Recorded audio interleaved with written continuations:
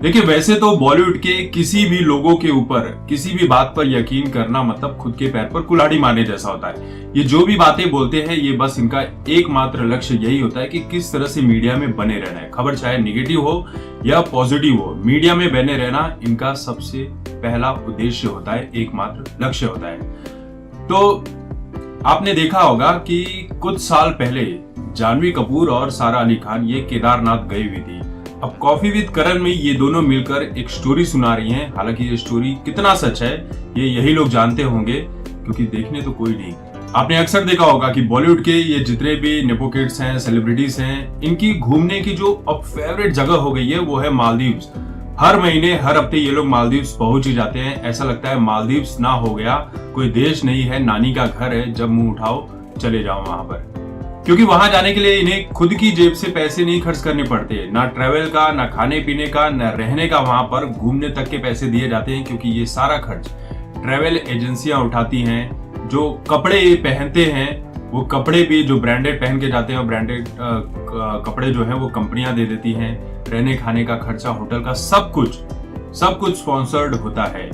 और उसके बाद भी ये लोग एक्स्ट्रा पैसे चार्ज करती हैं, क्योंकि ये सेलिब्रिटी हैं। इनके ये जो भी करेंगी ये तुरंत ही खबरें मीडिया में छप जाती हैं, जिसका फायदा मिलता है। करोड़ों की इनकी फैन फॉलोइंग होती है। तो इन सब चीजों का ये लोग फायदा उठाते हैं। मालदीव्स वगैरह फ्री में जाते हैं, कोई पैसे वैसे नहीं देते हैं। अब ये लोग, अब इनमें से जो सारा अली खान है और जानवी कपूर, ये केदारनाथ गए हुए थे और केदारनाथ को लेकर वहां की स्टोरी सुना रहे हैं कि किस तरह से लालच के चलते ये लोग पूरी तरह से फंस गए थे। इनकी जान जाते जाते बची थी। क्या कहा है एग्जैक्टली वो सुनिए, नहीं तो वरना कुछ लोग बोलेंगे कि अपने मन से स्टोरी सुना रहा है। तो सारा अली खान कहती है कॉफी विद करण में कि हमने भैरवनाथ जाने का डिसाइड किया था और वहां चलने का जो रास्ता था वो नॉर्मल था, लेकिन हमने अपने लिए ज्यादा बेहतर सोचते हुए हाइक करने का फैसला किया। वहां चट्टानों की एक 85 फीट की ढलान थी।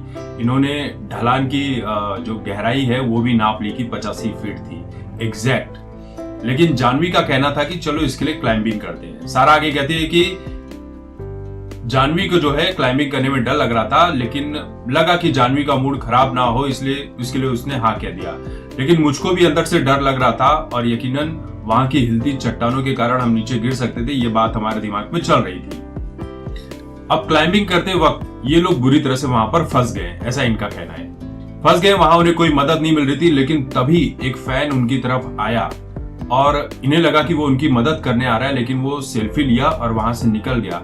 अब आप सोचिए कि वो फैन वहां पर आता है, सेल्फी लेता है और बड़ी ही आसानी से वहां से निकल जाता है, लेकिन ये लोग वहां से नहीं निकल पाती हैं। मतलब सीधी सी बात दिख रही है कि ये फेक स्टोरी सुना रही है कि वहां पर इनकी जान कैसे खतरे में पड़ गई थी। अगर फैन निकल सकता है सेल्फी लेकर, तो ये क्यों नहीं निकल पा रही थी? ये जरा सोचने वाली बात है। तो उसके बाद ये कहती हैं कि लगभग 30 मिनट हम फंसे रहे। उसके बाद आर्मी वालों ने हमें वहां से निकाला, स्पेशल फोर्स की मदद से हम वहां से बचकर आए। फिर उसके बाद बताती है कि हमने 6,000 रुपए, मात्र 6,000 रुपए बचाने के लिए, जो सारा अली खान है, इन लोगों ने सस्ता होटल देख लिया।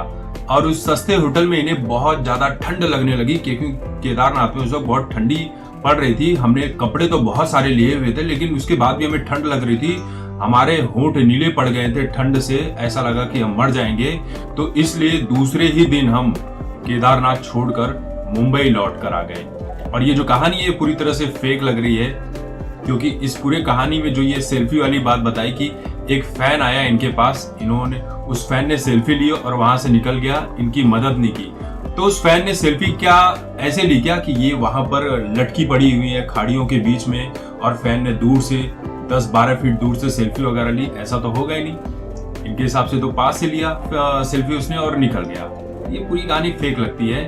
तो वैसे आपको एक राज की बात ये भी बता देता हूं कि बहुत बड़े बड़े जो सेलिब्रिटी हैं और ये टीवी वाले, ये बड़े बड़े मॉल्स में, ब्रांडेड शोरूम में जाते हैं और वहां से कपड़े उठाते हैं फ्री में। मैनेजर्स वगैरह से इनके टाई अप होते हैं, कोई डील होती है जान पहचान की, पहनते हैं एक दिन और दूसरे दिन वापस कर देते हैं। यही प्रक्रिया रोज चलती है। ये बड़े बड़े मॉल्स और शोरूम में ऐसी चीजें अक्सर होती है।